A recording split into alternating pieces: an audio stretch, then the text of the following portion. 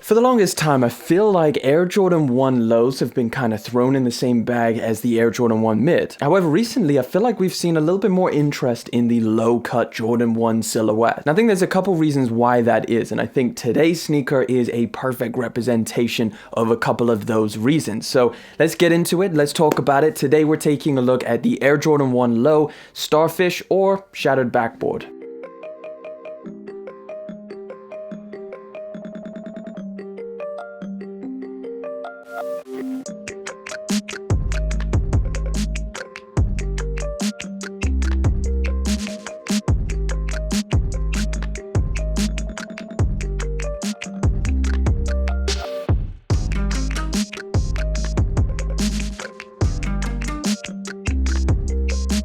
The box is black and you've got red Nike text all over it, and I'll give you a look at that size tag before we pop the top on these, and let me show you how clean today's pair of sneakers is, because of course we're taking a look at the Air Jordan 1 Low, Starfish, or again, Shattered Backboard.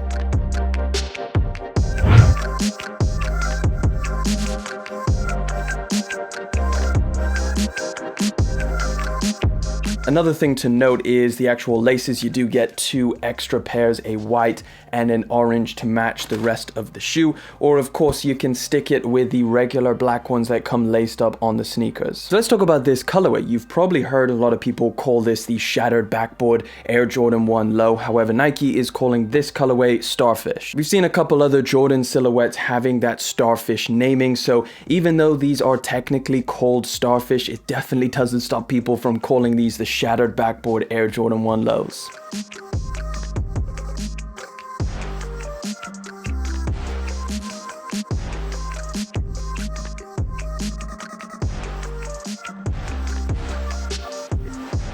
Now, another thing that's really important to me is the materials, and I guess for the longest time the Jordan 1 Low has had similar materials to the mids in regards to that kind of plasticky leather that you feel, and personally it's not something that I'm a huge fan of. And sometimes having that plasticky feeling leather is a deal breaker for me. However, these, I can definitely say that they feel pretty great.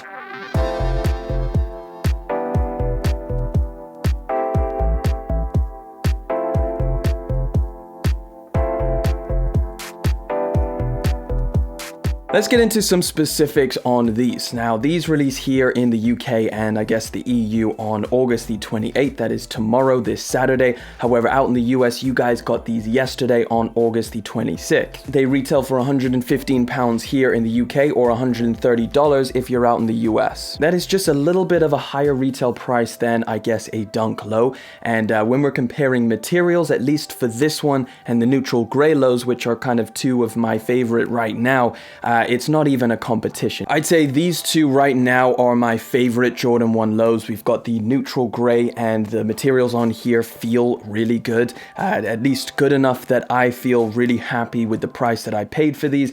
And I think these are yet again another solid pair in terms of the materials. These even feel a little bit softer, if I gotta be honest. But yeah, definitely the material on these feels pretty good. I'd say this is definitely up to Jordan 1 standard in terms of if you want to compare the standard leather that you get on a lot of the Jordan 1 highs. This feels relatively same in terms of softness. Here, let me give you a toe box press test just to show you what I'm talking about. And again, in terms of Jordan 1s, listen, you're not getting anything incredible in terms of material quality, but sometimes I know personally there has been some incredible colorways on the Jordan 1, but when I get them in hand and the material is terrible, if it doesn't completely make it a deal breaker, then at least I'm disappointed with the pair of shoes, and it kind of lowers my excitement about the sneaker itself.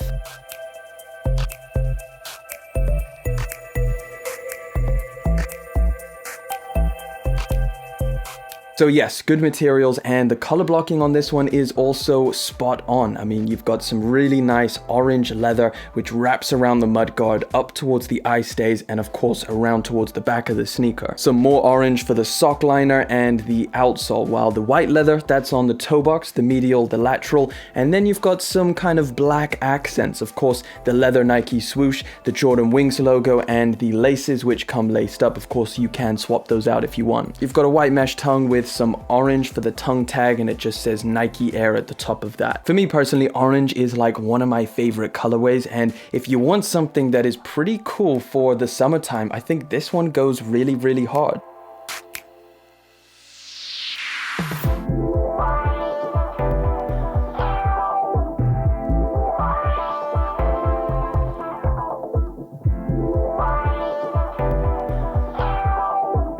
Again, it's completely up to you whether you prefer Jordan 1 highs or Jordan 1 lows, or maybe you just like both and you're happy with rocking either one as long as they put a nice colorway on it.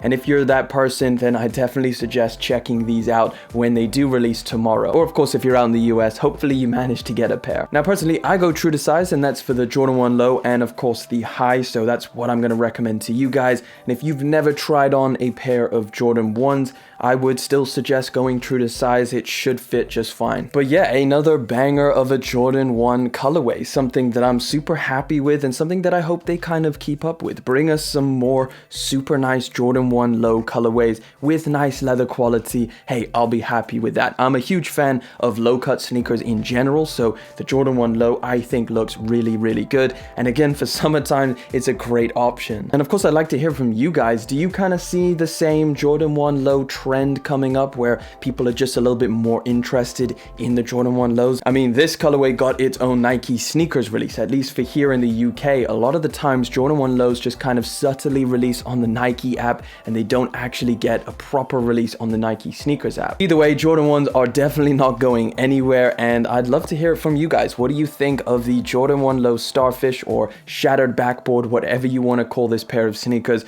I think it's an awesome colorway, but yeah, let me know your thoughts down in the comment section. That pretty much wraps it up for today, guys. Thank you so much for coming through, hanging out for yet again another video. Thank you for liking, commenting, and of course subscribing. I'll catch you guys in the next one, but until then.